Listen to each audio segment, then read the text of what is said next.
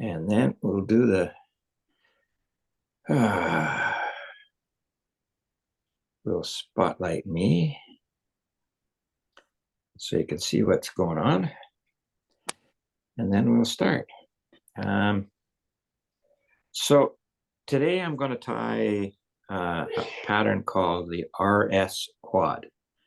And RS stands for Roman Scharabun, who was a good friend of the Northern Lights fly fishers, a fellow that guided on the Crow's Nest River for many years. And when he passed away, I managed to acquire this, which is Roman's hair stacker.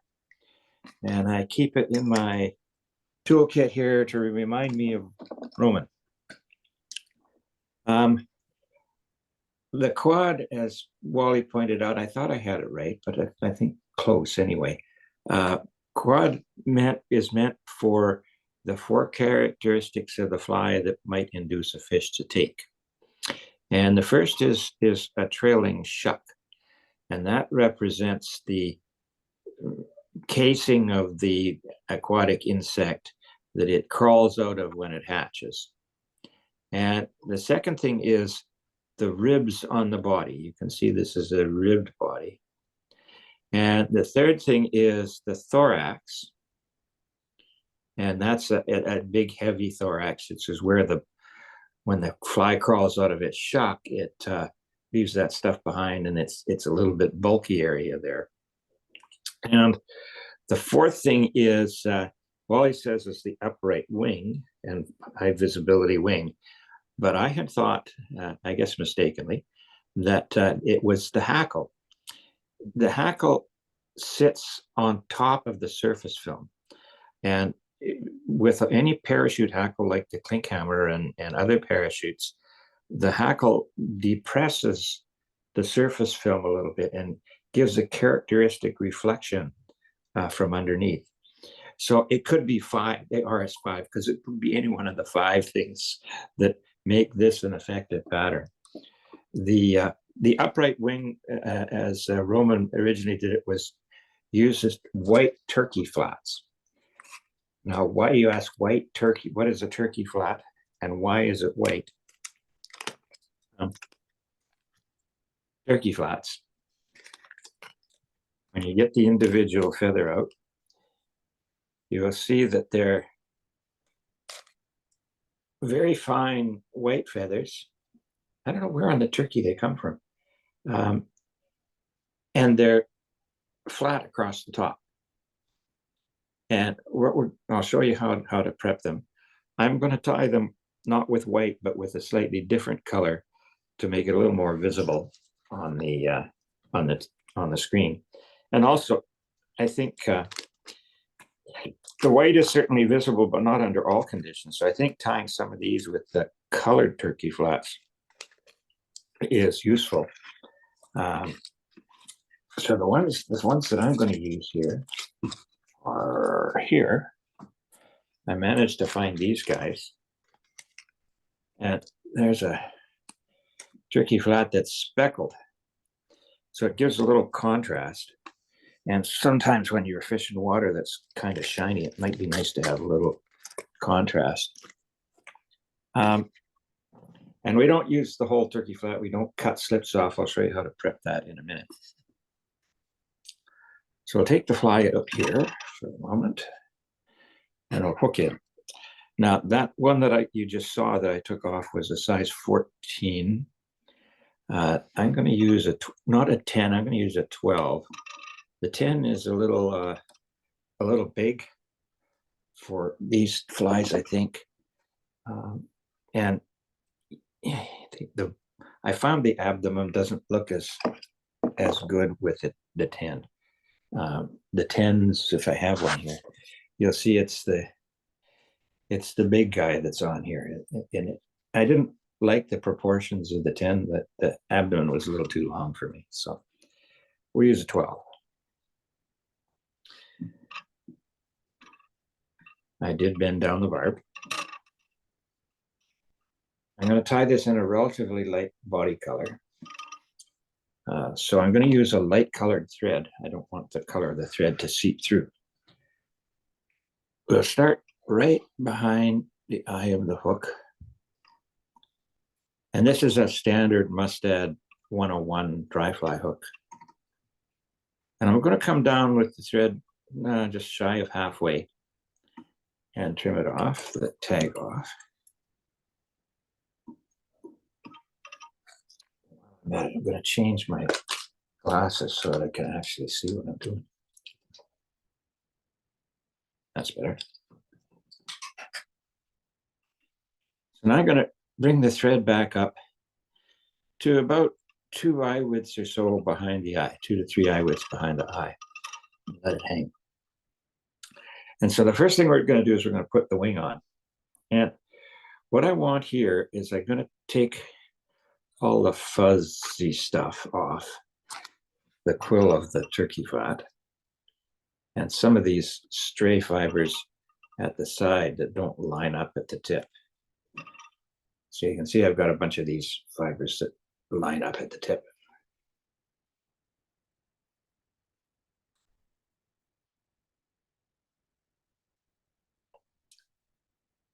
And now what I want is each one, I'm going to take both sides of this to make a wing at once. And I want the width of material that I'm going to take off of this piece to be a little more than gap width. So I'm going to get in here with my bodkin and measure about gap width for this fly. That's about that size.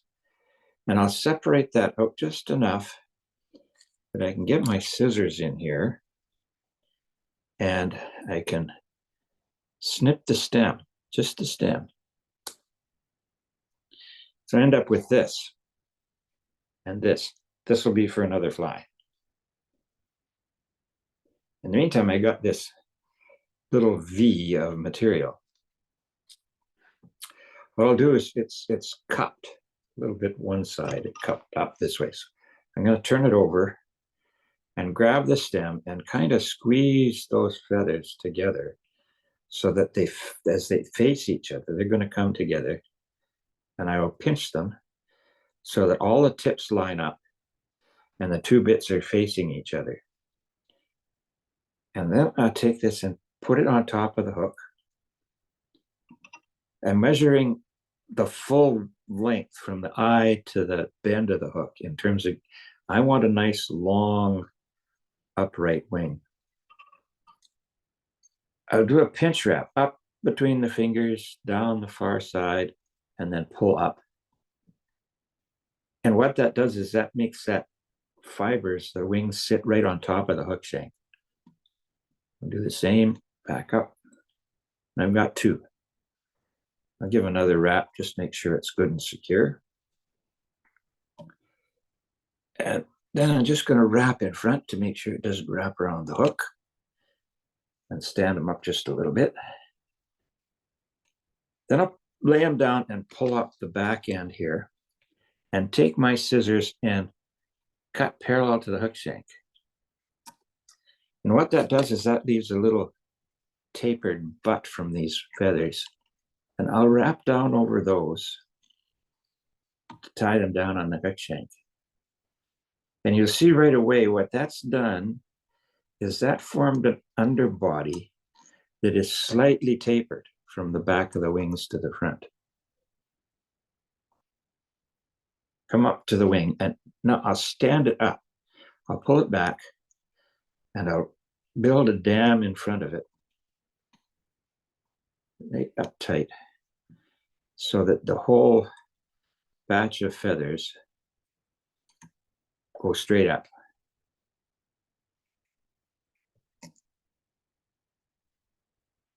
And I'll leave that like that for the time being. I'm going to bring my thread back down just to about where the point is.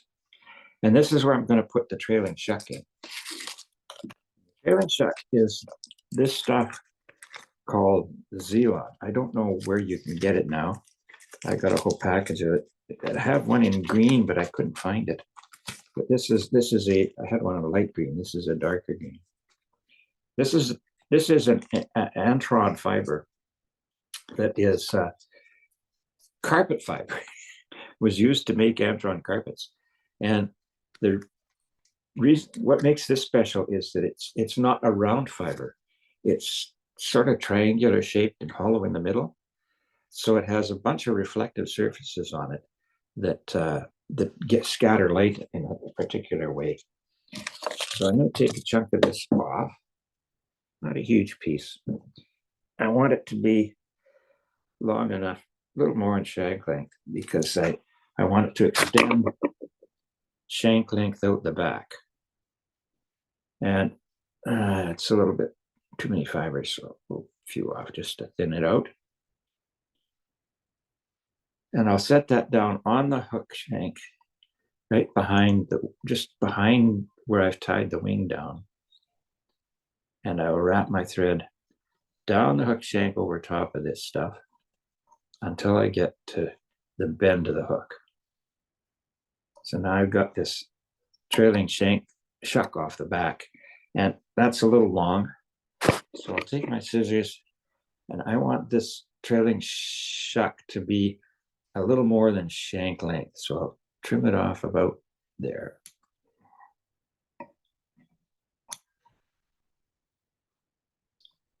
And it's that sparkle type fiber that gives the appearance of an empty case. Now, from here, I need to put in the ribbed body. So I'll bring my thread up to about halfway up the hook shank. And what I'm going to use for the body is turkey biot. This is a dyed turkey. And the biots come off of the leading edge of the turkey wing. And it's this little piece here. As you can see, it doesn't look long, but they lay on when the turkey, as opposed to goose, these guys lay along really nice and tight along the shaft of the feather. And they themselves are really long. And they taper really nice. They're really skinny at the point. I don't want to cut that off. I want to pull it off, because there's a little indicator in here that tells you how to tie it on.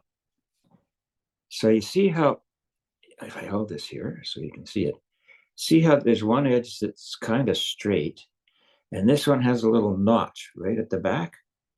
I want to tie this onto the side of the hook facing me with that notch down. And the reason for that is that if I tie it on that way, it forms that little rib. If I tie it on the other way around, the body will be more or less flat. It won't have that rib. So I take this really fine point about halfway down, and I'll tie it on the near side of the hook and wrap down so that that notch is facing down, right down to where the trailing shuck starts. Bring my thread up right behind the wing. And we take my hackle pliers, and I actually had to go out in the garage last night and put a new piece of heat shrink on the end because the other one came off and it wouldn't stay on. So I had to heat shrink another tip on the hackle pliers. So I'm going to grab this right at where that notch is with my hackle pliers, if I can get it on there. There we go. And I'll take it up and I'll make that first wrap right at the very back. And I want to make sure that I don't twist this rib as I tie it forward. So I'm going to wrap it once behind, and you'll see that little rib comes up. And I'll do another wrap.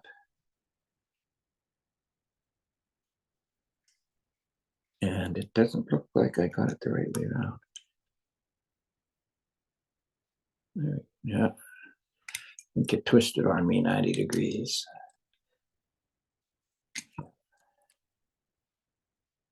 There we go. Gotta get it around the other way.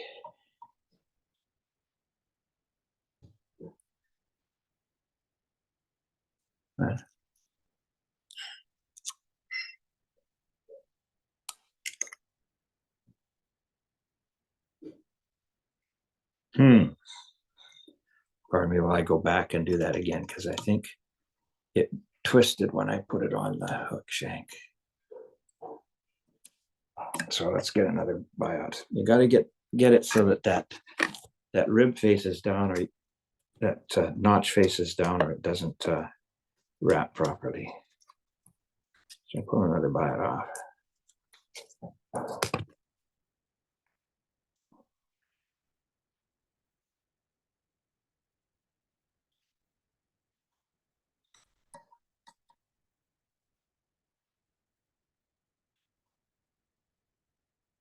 There we go.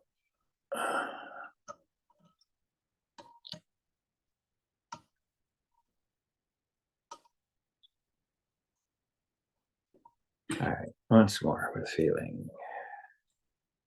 Okay, there we go. I think I got it this time. Yep.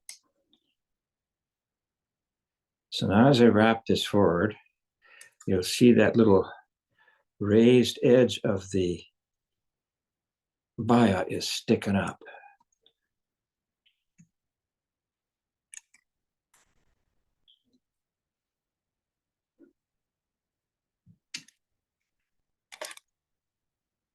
So see, it's a very fine little rib there. And then when I get it up to where the wing is, I'm going to take it around underneath and then wrap up from underneath, in behind and in front. And just keep my thread out of the way as I trim that off. Rib is there, but it's not very good today. I've had better success. So now I've got that body wrapped on. I'm going to, you can see there's a very fine rib there. I'm going to get the hackle on.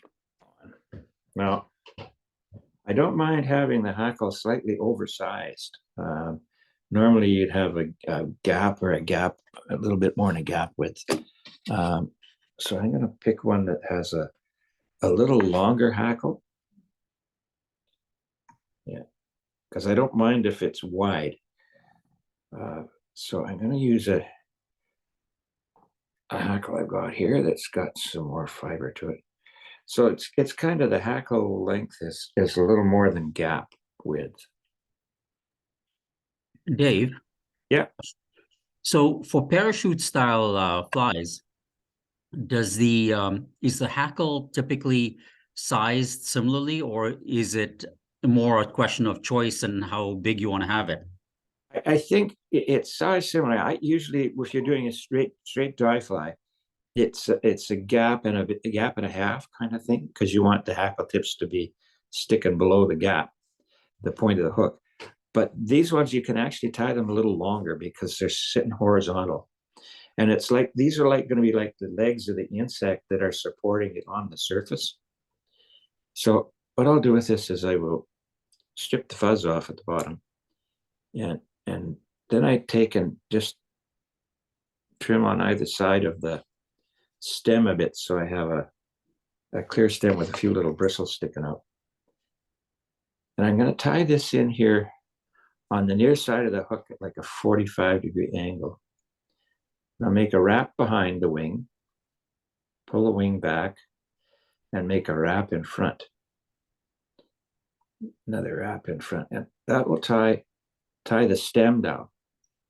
Now I'll lift the wing up and I will make a wrap behind the hackle. And I need to capture that tip again or it's not going to hold. And that's bound in there. And then and when I get there, what I'm going to do is I'm going to hold the wing and the hackle straight up, and I will make a couple of wraps around the two of them right at the base of the wing. So I got the wing and the hackle sticking almost straight up. And this is where I'm going to put the thorax in. And the thorax is just Antron Dubbing. I'm using a slightly darker color than the body. And I'm not going to use a whole lot of dubbing.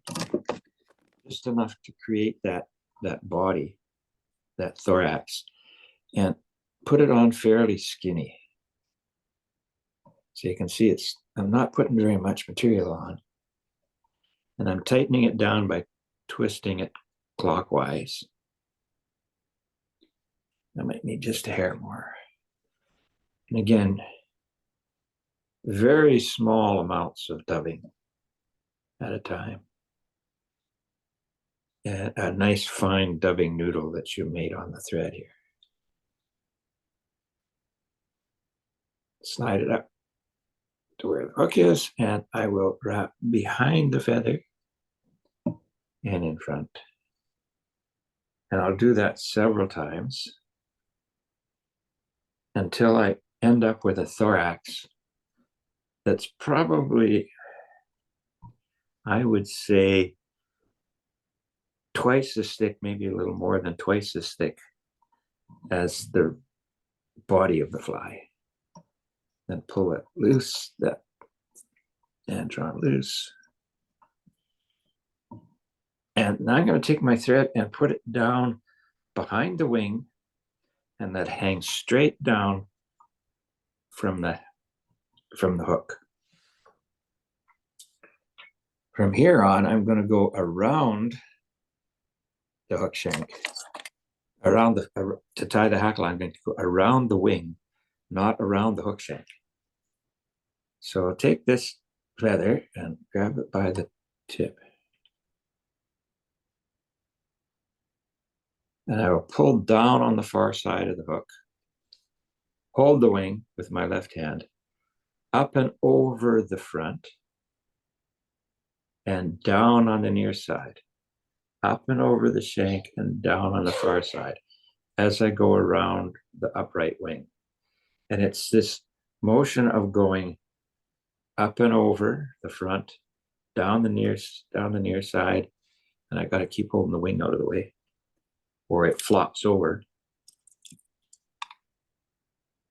And each time I do this, the next wrap is going to go underneath the previous wrap of hackle. And eventually it makes that wing stiff enough I don't need to hold it anymore. So up and over, down the near side, up and over, down the far side. And when I get a few turns so that I got a reasonably thick hackle, I will stop with and let the hackle hang straight down on the far side of the hook away from me. Then I'm going to take my thread and hold the hackle up a bit, and I will do the same thing. Up and over the front of the hook, down on the near side, up and over the body, and down on the far side, up and over the eye of the hook, and down, and up and over, and down the other side. What that's done is that's put complete, all the thread wraps are now around the hook hackle stem that's pointing down, and each thread wrap is underneath the hackle. I'm going to use my finger to hold the thread out of the way, and I'll come up right underneath the fly with my scissors, and I'm going to trim off, avoiding the thread. I'm going to trim off the hackle right at the base of the fly. So now all of the hackle is above the hook shank and not much in the way of fibers sticking down. So at this point, I will take and pinch the thorax and the hackle and everything with my right hand, loosen the vise, and turn the whole thing so that the shank is vertical. Now, to keep the wing from collapsing, I'm going to take a little tension off by holding onto the bobbin. Then I take my whip finisher and I do the usual thing, but I'm doing the same thing here as I did before. I'm taking the thread over top of the eye, underneath the hackle. Come on. I haven't got that set up right yet. There we go. pick it up. I'm going to take the thread that I'm wrapping over top of the eye and around under the hackle. Come on, why aren't you doing this? Pardon my fumble fingers this morning. There you go. There's that figure 4. So I'm going to take and lay the thread right up against the hackle. And then I'm going to wrap around underneath the hackle and around the wing. I only need 3 or 4 wraps. And then I should have tightened that. Stupid. Should have tightened my vise up for the smaller hook. Poop. I'm going to have to manipulate this thing to get it working right, because there. I'll put it back in, and this time I'll tighten my vise up so that it holds that a little better. Let's do this one more time so you can see it. There we go. That's more like it. So I wrapped underneath the hackle, and then I make sure I pull that up so it's underneath the fly. And I will get in here with my scissors and just trim it slightly. Just use the edge of my scissors to cut the thread.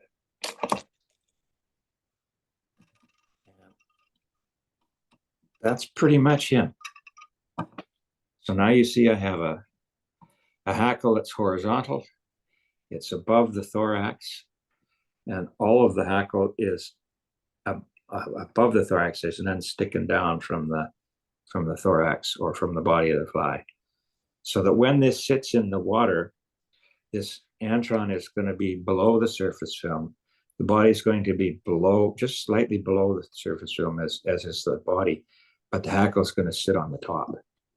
And it's that hackle making that impression on the top that mimics the depression that the legs of the hatched insect have.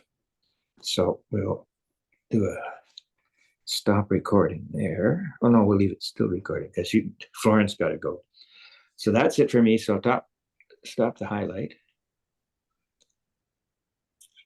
Dave, how do you fish it? Is it a slow retrieve or a? Most of the time it's cast to where the rising fish are and let it sit. Yeah, you might want to twitch it or very, very slow retrieve. The whole idea is that this thing is representing a hatched insect that's about to get away. And hopefully the fish say, oops, that guy's getting away. I'm going to go after it. So that's him. Thanks, Dave. Very nice job, Dave. Thanks.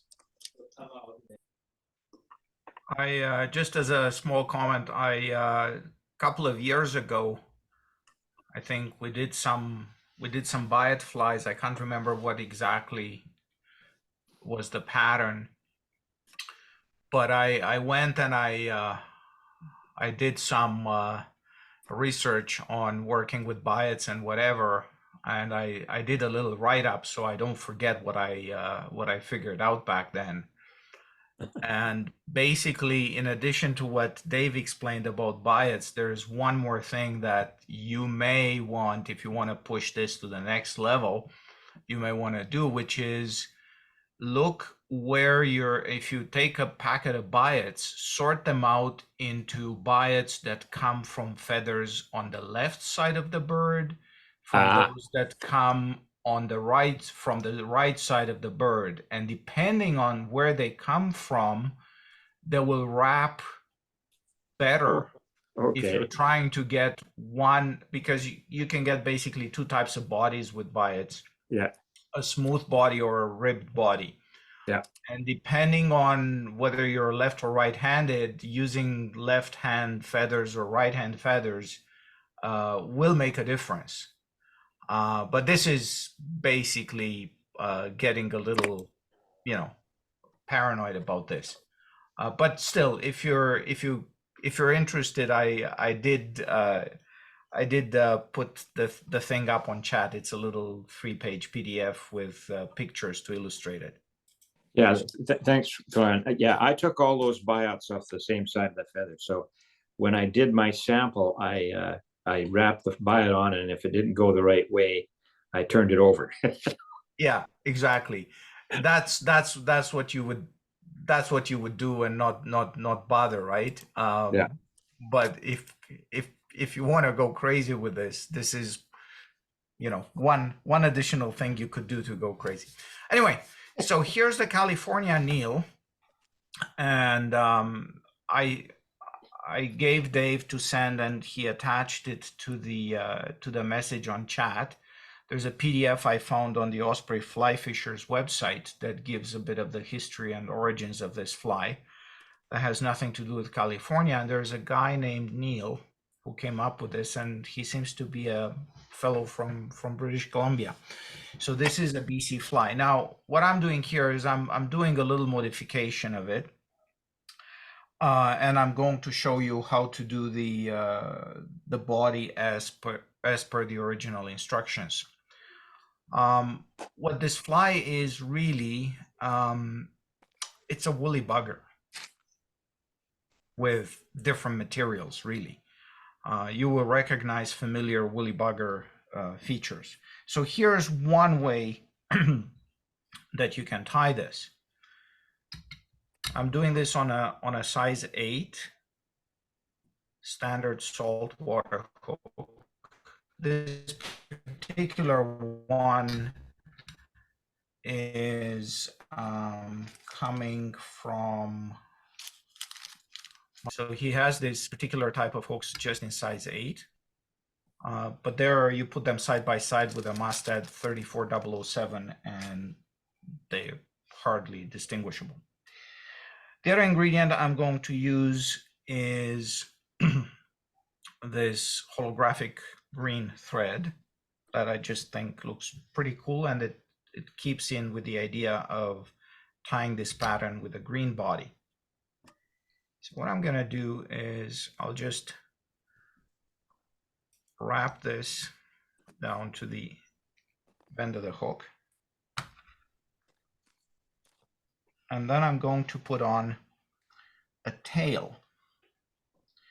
Now for tail, I'm just using, and I've been tying a few flies already, I'm just using some fibers from a larger Grizzly saddle hackle. And I just take a clump of fibers, I measure something a little less than a shank length, and I just tie them in. Okay. This is pretty fine thread, so I can afford a few extra turns. And now what I'm gonna do, you're supposed to put a little bit of flash to go with the tail. And I'm gonna do the following little trick. I'm going to take this thread and I'm going to make a loop and wrap this up, let's say 3 times in this particular instance. I'm probably wasting a little bit of material here, but this way you see better what I'm doing. I'm pulling this all the way here to the end where I tied in the tail. And then I trim this to length equal to that of the tail. And this gives me a nicely lined up little flash to go with that tail. Now, you can skip over this step or not. I'm not skipping it because I'm a bit of a belt and braces kind of guy. So I'm going to add a little bit of wire here for the ribbing. Okay. And what I'm doing here is I am tying this with a reverse wound hackle, because I find that on buggers, they do come out actually nicer if you do it like this. You could wrap the hackle either way, but this gives you, I think, a better fly, and it's nicer and easier to put the larger, if you have a tapered feather like this one, you can see it's tapering pretty quickly, it's easier to put the longer fibers at the front and then go smaller towards the back. Okay. Of course, you have to have one of the magic sticks so you can stick the wire to the jaws, right? You know about those. All right. Magic step now is the original recipe calls for epoxy. I don't like working with epoxy because it's time sensitive and I don't have a proper drying wheel. So I thought, okay, there is this goo stuff that works with UV light, and I'm going to use this instead. Now, the only downside with this, using the goo here on the fly, is that when you wrap the hackle, you really have to be careful, right? So you don't smear this all over the feather. So let's see how it goes, okay?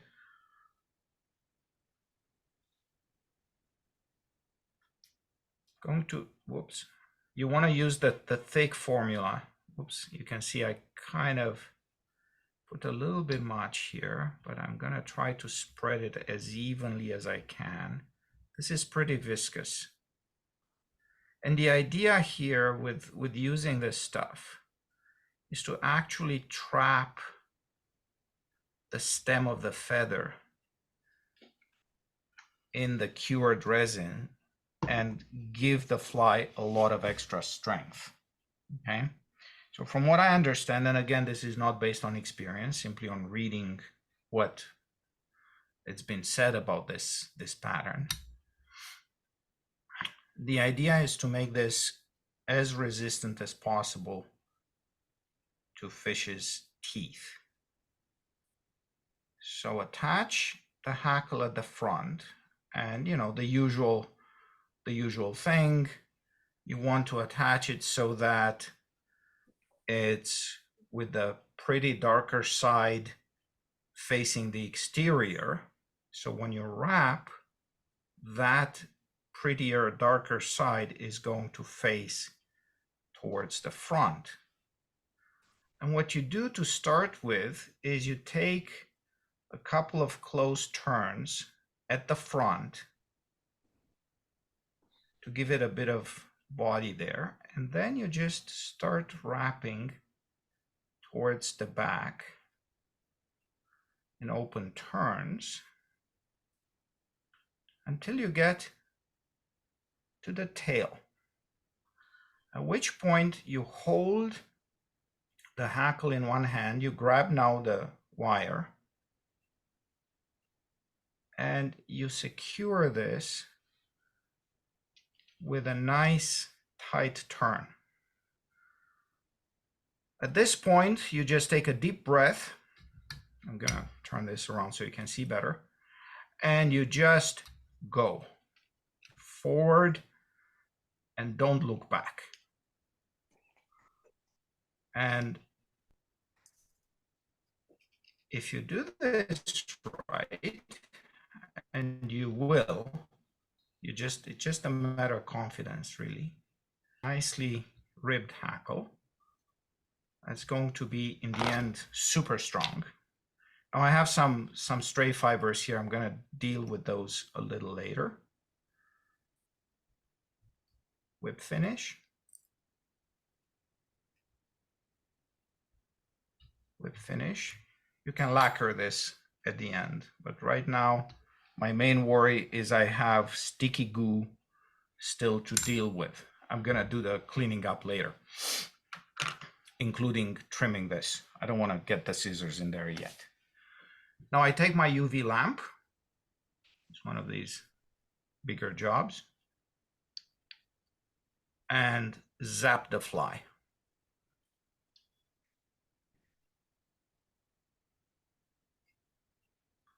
And this, if everything goes according to plan, should lock everything in. Rib, hackle, everything right on top of the body. Okay, that usually does it. This is pretty good resin. And now just the final touch here. Cut the hackle, and then for any stray fibers like this, which I shouldn't have had. Take tweezers and tweeze them out of the way. So that's a little green California Neal. Okay, it's fairly easy to tie, other than, you know, this little crazy stuff that I'm doing here at the end. And of course, as I said, there's no reason why you can't use Sally Hansen. You know, if you're like me and you think that no fly should be without it.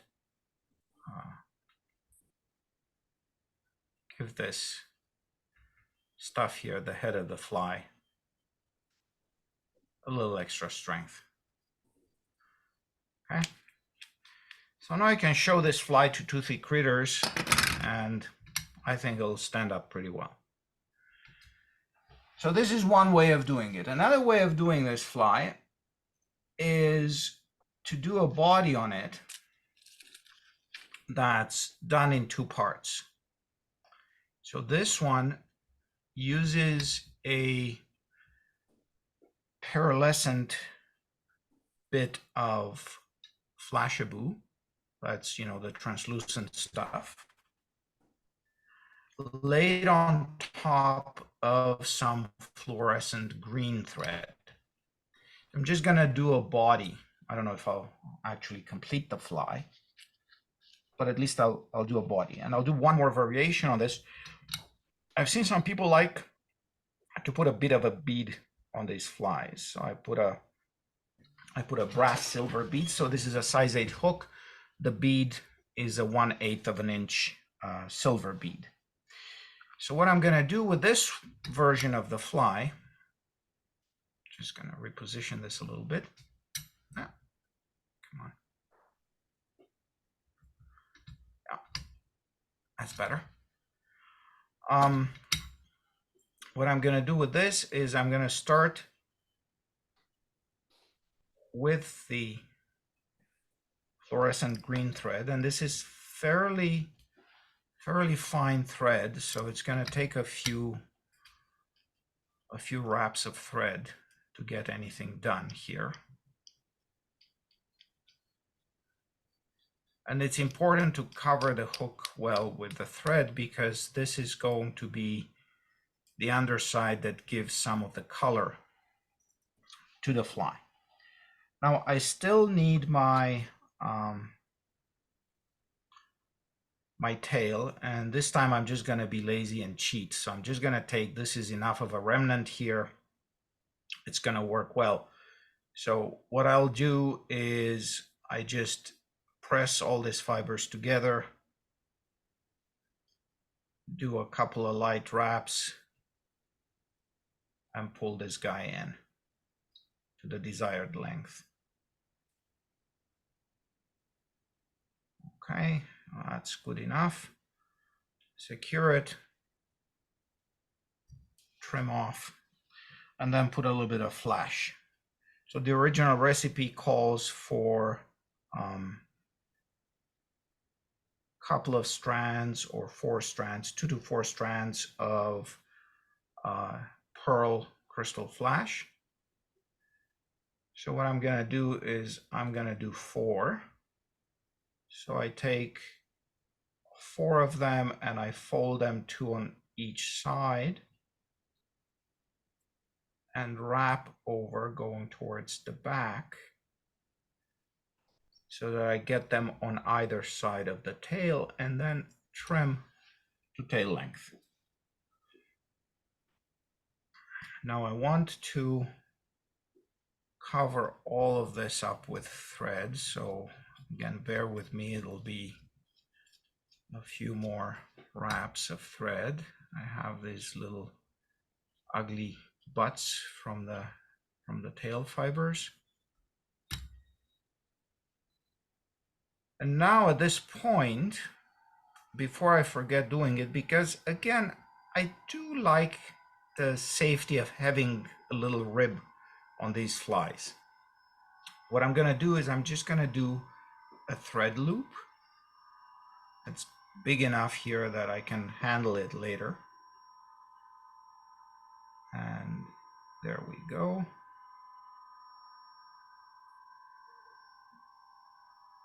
And this loop of thread is just going to be left hanging here.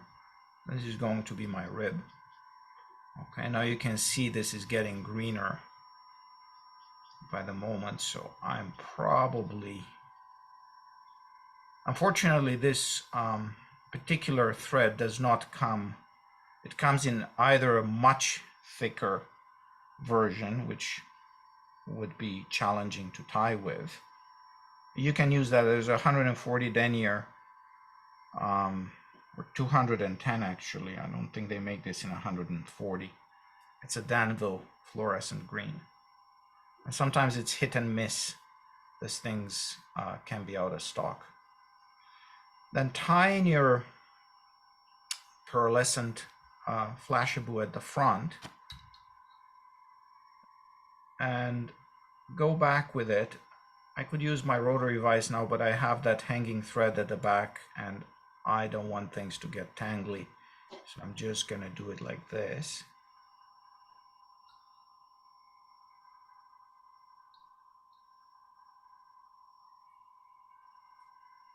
So this way you get 2 wraps. Everything is nicely covered. The fluorescent green is shining through. It's not fully hidden. And it's a pearlescent green sort of effect to the body. Okay? And from this point on, you just continue doing what I did with the previous fly, which is put the glue on. Let's see if I can be a little more careful this time. Okay. Oops. Oy, oy, oy. That's a bit much. Oh well.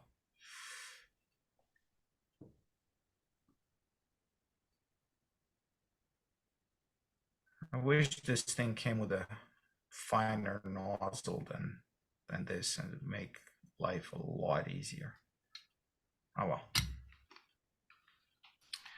Let's see how it works. And now tie the hackle in, nice and secure.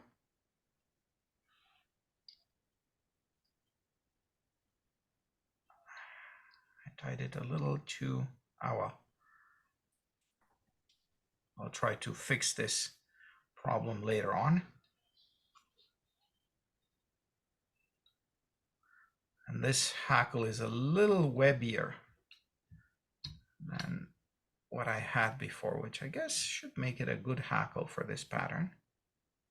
And I'm trying to grab that loop of thread. And once you tighten, you put some tension on that thread, then you can let go of the hackle, and then just go with the thread forward and all the way just behind the bead. Normally I would use my fingers now to pull things nicely to the back, but now of course because of the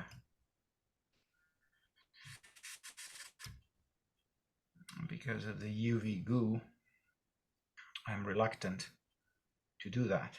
I can do a little bit of that and a little bit more tidying up maybe after I zap the fly. Okay.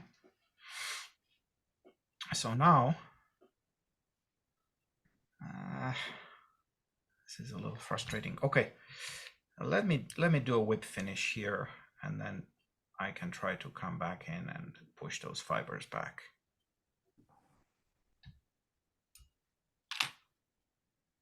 Okay. So UV light, and this is a little bit of a blinding operation because this fluorescent green is just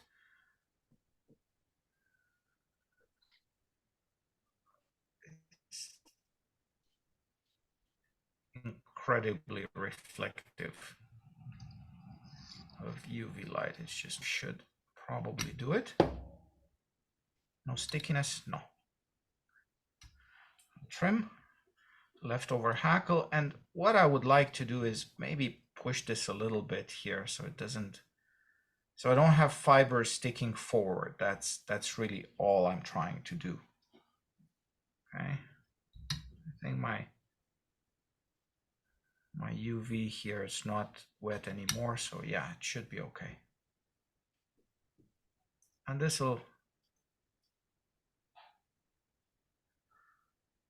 also give a little bit of a hot fluorescent green color to the fly. There's no need here to cover that up usually, because that's a pretty well protected spot right behind the bead.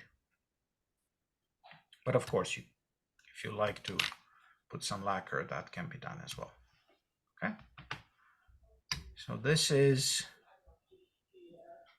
something a little closer to the original. I just made a few modifications that I thought would make the tying a little bit easier. And that's that. You can read the original recipe. You can mix some epoxy and do it the proper way, or you can deviate. Florin, It is, can you after hear all, me? some kind of a sure. Hello, Florin, Yes. can you hear me? Yes, I can. Yeah, Dennis here. Two things. Number one, when you were twisting on that underbody of fluorescent green, I find that if you twist the bobbin, it consolidates the color and it makes it brighter and stronger. The other thing is I've been tying flies with a lot of beads on, and often I have trouble getting that bead to stay straight. Can you give me any hints as to how to tie a bead better? Use a smaller bead, I guess. If I understand the symptoms you're trying to so all I'm doing basically here is I think as a general rule, I think I tend to undersize the beads relative to hook sizes. So if you look at a bead chart, they'll probably tell you to use a 5/32 bead on a size 8 hook. And instead I'm using, so let me try to pull out a hook and the bead and see what it looks like. So here's the exact same hook that I was using, which is a size 8. And to make sure that the bead actually goes over it, I'm gonna pinch the barb. So there you go, pinch barb. Okay, so now I have the hook. And what I used was the 1/8 size bead, which, let me see. The way I like to put beads on is just put them in the palm of my hand, and then with the point of the hook, just grab the bead and it goes on very easily, right? So a bead like this, usually, you know, there's not much room for it to sit badly on the hook shank. And I always make sure that I cram enough material behind the bead. You know, I take always a few extra turns of thread behind the bead and so on, right? Usually by the time the fly is tied, you've got enough bulk that ends up pushing against the back of the bead. And the other thing you can do is, just before things get too tight, give it a push with your finger. Okay. And then the bead will seat itself. Yeah. If Yeah, you take the same, yeah, sorry. Go ahead. One of the problems, if you pick a too small a bead, you might have trouble getting it around the bend, which is why a lot of guys use those slotted beads. Nah, not needed. Don't waste your money. In fact, the bigger bead is harder to put on the hook. So see, now I went to a 5/32 bead and is jammed on the band of the hook. Now, in this case, it's not a big problem. It can be unjammed with a just light finger push. Now, this one has more, to me, I think, has a little bit more slack. There's more, you know, the hole is bigger. There's more play here between the bead and the hook shank. I've tried filling the bead head with thread before I start, but then that ends up being a problem at the end when you're trying to finish it off. The other thing you don't need to completely fill it up, because in my experience, you need to make allowance for the materials that are going to inevitably end up right behind the bead, right? So, you know, just before you do the final whip finish or whatever, or you put head cement or whatever you do when you finish the fly, sometimes just a little push with your fingernail is gonna reseat the bead nicely. The problem you're describing is when I use jig hooks. There, I always end up with this unsightly gap, because when I slide the bead all the way into the bend, it sits at a bit of an angle, and there I'm afraid that spending the extra money on slotted beads would get rid of that. But I think it's mostly cosmetics. It's not really vital. With the regular stuff, regular beads would work just fine. Okay, thank you. Good stuff. I hope that helps. I mean, just give it a try and see if anything I told you is of any use.